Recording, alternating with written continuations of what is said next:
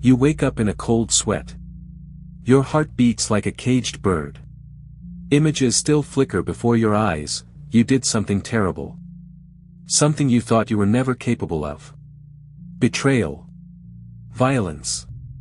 Inexplicable cruelty. And the first question that comes to mind is it really me? Is such a monster living inside me? Remember. I'll tell you the most important thing now. No. The one you met in the dream is not you. But it is a part of you. The most rejected. The most unfamiliar. The wildest. In my tradition, the tradition of depth psychology, we call it the shadow. Your shadow is a gigantic storehouse of your own psychic energy. It is everything you deemed unworthy of love. It is where you dumped your natural aggression, which in childhood you called bad behavior. It is where you hid your will to power, calling it egoism. Your ambition, passion, rage, sexuality, jealousy, and even your sincerity, if you've ever been told it's too much, have all gone there. The shadow doesn't appear to you to frighten you. It appears to be recognized. It's not a demon, but an exile. It's that part of your soul that has lived in prison for too long.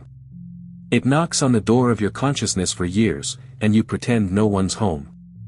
And then, in desperation, it breaks down the door, appearing to you in the most terrifying, caricatured form. Sometimes in a dream. Sometimes in a moment of sudden breakdown, when you say or do something that's unbearably shameful. But know this, your shadow is not an enemy. It is energy. It is potential. What should you do?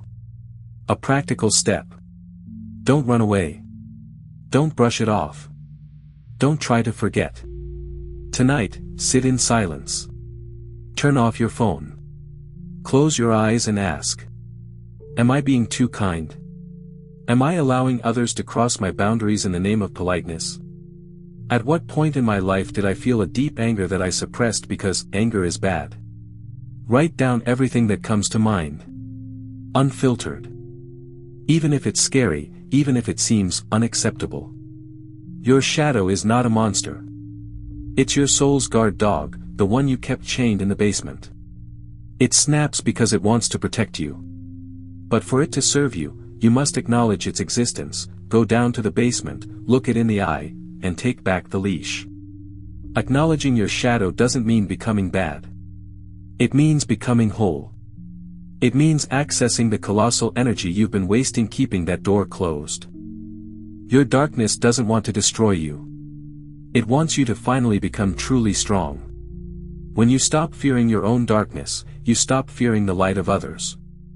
Now imagine another dream. It's no less disturbing. But different.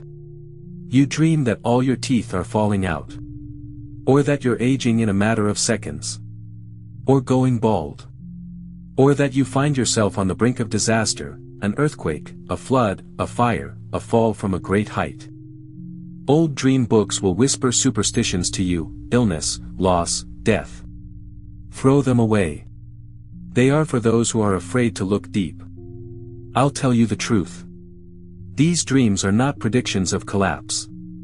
They are symbols of profound transformation. Your psyche speaks to you in the language of archetypes, death and rebirth. These symbols are older than words. Deeper than logic. They are like Morse code signals coming from the very center of your soul. Teeth are not just bones. This is your ability to chew experience, to cope with the outside world.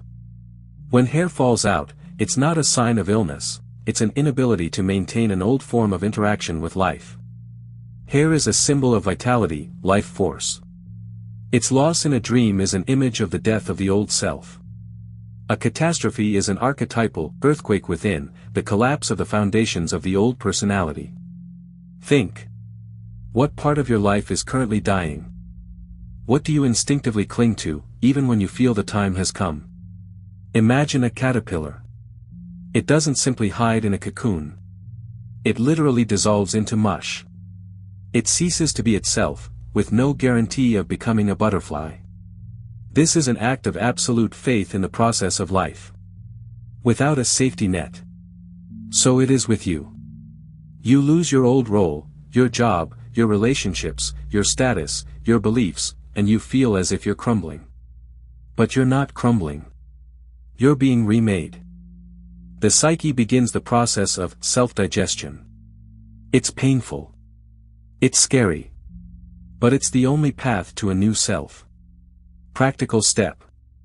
Don't resist. Don't glue together what's outlived. Ask yourself, what wants to die within me right now? What role, image, or mask has become my prison? Write it down. Draw it.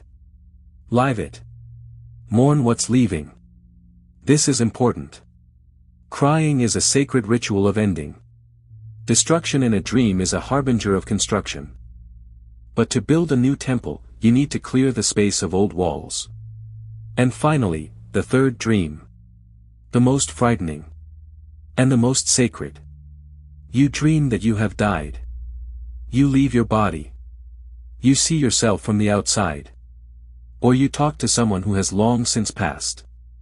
And this conversation seems more real to you than reality itself. Your ego screams, this is a sign. I will die. It is afraid because it is used to being the center of the world. But I will tell you, this is not physical death. This is a meeting with the self. The ego is a role. A function. The captain on deck. But you are not the captain. You are the entire ship. And the ocean, and the sky above it. Your self is your true, divine, integral self. A dream of death is not a prediction of disaster. It is a challenge. An initiation. A secret ritual of inner initiation. The moment your ego recognizes that it is not all that is in you, a tremendous shift occurs. The soul begins to lead. And when does the dead one appear to you? This isn't a ghost. It's a metaphor. An archetype. Your self chooses an image you trust. Someone whose voice. When a deceased person appears to you, it's not a ghost. It's an archetype. A mark. The voice of someone who knows how to navigate the path you've only just begun to walk. The psyche doesn't waste images. Everything you dream serves your evolution. When you meet someone who has passed away in a dream, it's a sign that a readiness to hear something you couldn't perceive before has awakened within you. These figures often come with simple words. You are ready. It's time to go. You are not who you think you are. These aren't commands, they are initiatory messages, like those spoken by shamans and elders in ancient times the night before initiation. These phrases may sound mundane, but in your body, you will feel like they are the key to a locked door. Often, after such dreams, a person wakes up with the feeling that life can no longer be the same. Everything outwardly may remain the same, home, work, relationships. But within, movement has begun. Quiet, but irreversible. This is transformation. Dreams are not the remnants of the day's hustle and bustle. They are the language of your soul. They are a myth in which you are the hero, the dragon, and the magical forest you must navigate. Most people try to forget dreams. We wake up, grab our phones, our coffee, our usual routine, because we're afraid of lingering in the void. We're afraid to look within. But emptiness isn't nothing. It's a gateway. It's through it that you hear the voice of someone who has always been within you, but remained silent while you were too busy. When you respect your inner world, it begins to unfold. When you don't judge your dreams as good or bad, but ask yourself, what is this trying to tell me? You engage in a dialogue with yourself at a depth that's otherwise impossible to reach. Why is this important? Because if you're not aware of what's happening inside, the outside world begins to control it. Your shadow will begin to destroy relationships. An unconscious fear of change will make you a hostage to dead roles. The departed, who could have become your inner mentors, will turn into an unconscious melancholy. But if you learn to listen, if you don't run away, if you honestly face your shadow, accept the death of the ego, and hear the voice of the self, you become yourself. Holy. Without a trace. It's scary. It's unfamiliar. But this is the only real awakening. If you've watched this far, it means you're already on your way. It means there's a voice within you that refuses to live superficially. Someone who seeks depth.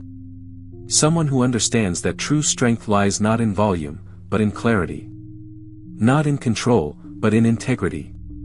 If this describes you, let's continue our journey together. Like this monologue if it resonates with you. Leave a comment, let this be your first step in talking with yourself.